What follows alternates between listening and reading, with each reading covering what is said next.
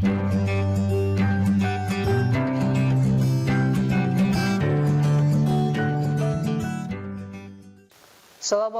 warahmatullahi ta'ala wabarakatuh. Salam sejahtera untuk kita semua. Semoga kita selalu ada dalam lindungan Allah Subhanahu wa ta'ala dan diberi kesehatan. Kembali lagi bersama saya Ade Subkurnia. Di video kali ini saya akan mempresentasikan tentang kajian Quran Surah Yunus ayat 40 dan 41 dan hadis tentang menjalin kebersamaan melalui toleransi. Selanjutnya, ini merupakan dalil ayat 40 dan 41. Silahkan disimak dengan baik. A'udzu billahi minasyaitonir rajim. Bismillahirrahmanirrahim. Wa minhum man yu'minu bihi wa minhum man la yu'minu bihi wa rabbuka a'lamu bil mufsidin. Wa in kadzabuka faqul li 'amali wa lakum 'amalukum antum bari'una mimma a'malu wa ana bari'un mimma ta'malun. Selanjutnya mari kita terapkan hukum tajwidnya. Yang pertama, minhum itu nun sukun bertemu dengan ha, hukumnya idhar halqi. Nomor kedua, mim bertemu dengan mim, itu hukumnya idgham mislain shogir. Idgham mislain shogir. Nomor tiga, nun bertemu dengan ya, hukumnya idgham ma'al gunnah. Dan mayyu'minu bihi itu merupakan mad silah qasirah. Wa minhum sama idhar halqi, humman idgham mislain shogir, malla idgham ma'al gunnah, la yu'minu bih wa rabbuka a'lamu bil mufsidin. Itu merupakan mad arid lis sukun. Wa in kadzabu wa in ka ihfa kadzabu, itu kadzabu ya, bukan kadzabauka. Kadzabu mad asli, fakulli ini sama juga mad, maaf, ini juga idgham mislain shogir. Idgham artinya dimasukkan, mislain artinya satu misil, serupa. Huruf pertama dan huruf keduanya itu satu misil, serupa. Di sini kebetulan yang satu lam sukun dan yang kedua lam berharokat. Amali sama ini juga mad asli. Walakum a idhar sapawi, antum ihfa tumba ihfa sapawi, bari uda mad asli, mimma a mad wajib mutasil, wa ana bari mimma ta'malun. Dan itu merupakan contoh-contoh hukum tajwid dalam Al-Quran. Selanjutnya, asbabun nuzul Quran Surah Yunus ayat 40 sampai 41. Satu, membuktikan kebenaran Al-Quran yang bersumber dari Allah Subhanahu wa ta'ala. Karena banyak yang berpendapat bahwa Al-Quran itu karangan Nabi Muhammad SAW, dan melalui turunnya ayat 40 dan 41 itu memberi ketegasan bahwa Al-Quran itu bersumber dari Allah Subhanahu wa ta'ala. Isi kandungannya yang syarat dengan tuntunan, pedoman, dan arahan yang penuh dengan hikmah, dan mengingatkan kita sebagai generasi yang baru untuk beristiqomah dan konsisten di jalan kebenaran. Selanjutnya, terjemah Quran Surah Yunus ayat 40, artinya, dan diantara mereka ada orang-orang yang beriman kepada Al-Quran, dan diantaranya ada orang-orang yang tidak beriman kepadanya. Sedangkan Tuhanmu lebih mengetahui tentang orang yang berbuat kerusakan. Selanjutnya, dan jika mereka mendustakan kamu, maka katakanlah, bagiku pekerjaanku dan bagimu pekerjaanmu. Kamu tidak bertanggung jawab terhadap apa yang aku kerjakan, dan aku pun tidak bertanggung jawab terhadap apa yang kamu kerjakan. Selanjutnya, tafsir ayat 40. Satu, memberitahukan kepada Nabi Muhammad SAW bahwa keadaan orang musyrikin yang mendustakan ayat Al-Quran sebagai menjadi dua golongan, yaitu golongan yang benar-benar mempercayai Al-Quran dengan iktikad yang kuat, dan segolongan lagi tidak mempercayainya serta terus-menerus dalam kekafiran. Poin kedua, tidak mengajak mereka secara langsung di dunia sebagaimana yang dialami oleh umat sebelum Nabi Muhammad SAW.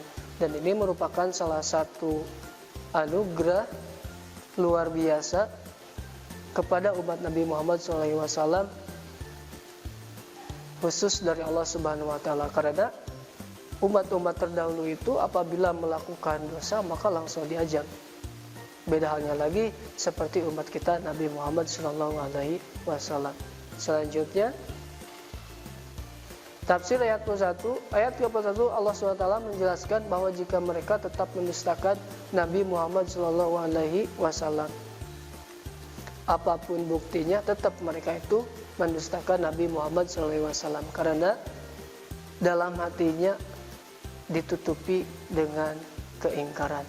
Allah Subhanahu wa Ta'ala memerintahkan untuk mengatakan kepada mereka bahwa Nabi Muhammad SAW berkewajiban melanjutkan tugas-tugas kerasulannya. Selanjutnya,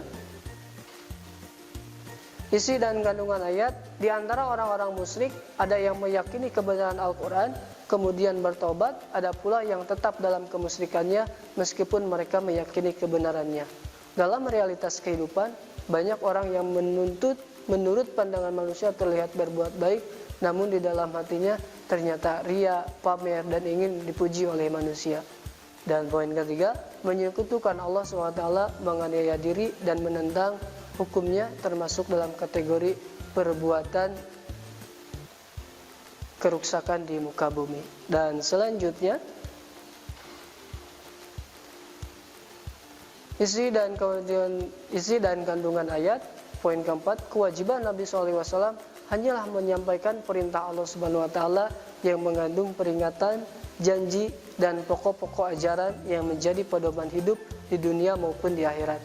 Nabi Muhammad SAW tidak diperintahkan untuk menghakimi mereka, walaupun mereka tetap mendustakan Al-Quran dan menyekutukannya. Setiap orang bertanggung jawab terhadap perbuatannya masing-masing, dan tidak dibebani dosa atau siksa atau atas kesalahan orang lain. Selanjutnya, sikap yang mencerminkan ayat. 1.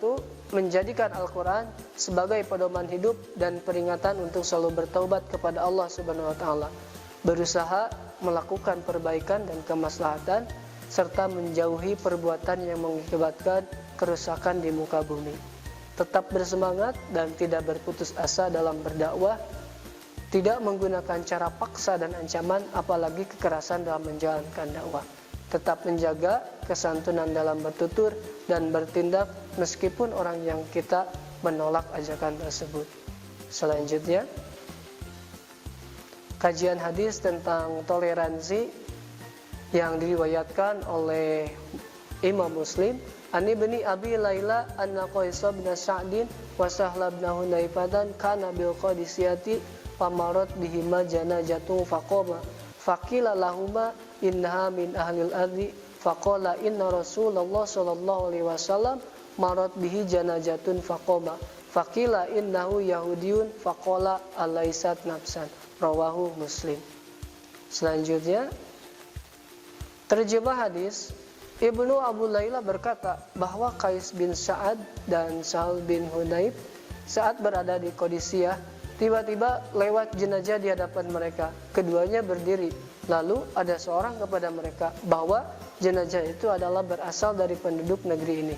Keduanya menjawab, Rasulullah SAW pernah berdiri karena ada jenazah lewat di hadapannya. Lalu dikatakan kepada beliau, jenazah itu adalah orang Yahudi. Maka beliau pun menjawab, bukankah seorang Yahudi juga memiliki napas? Hadis riwayat Muslim. Isi dan kandungan hadis. Yang pertama, yaitu perintah menghormati orang lain meskipun beda keyakinan. Kedua, perintah menghormati orang lain meskipun meninggal dunia.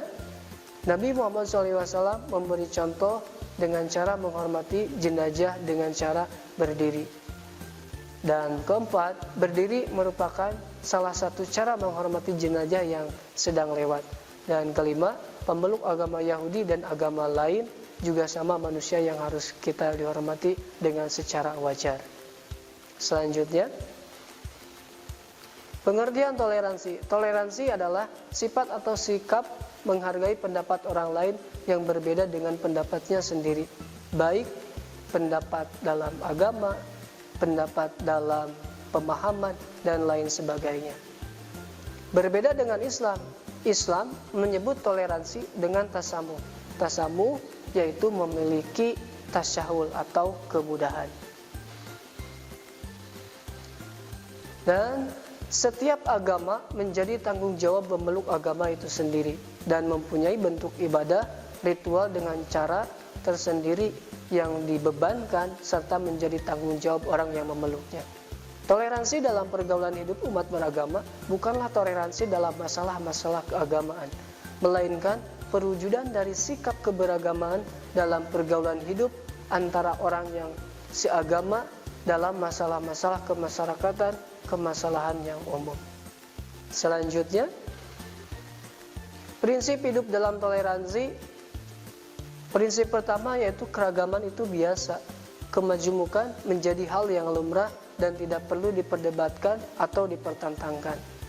Prinsip kedua, kesetaraan itu biasa, yaitu pandangan yang mengakui semua kelompok yang ada sebagai mitra dan karenanya setara.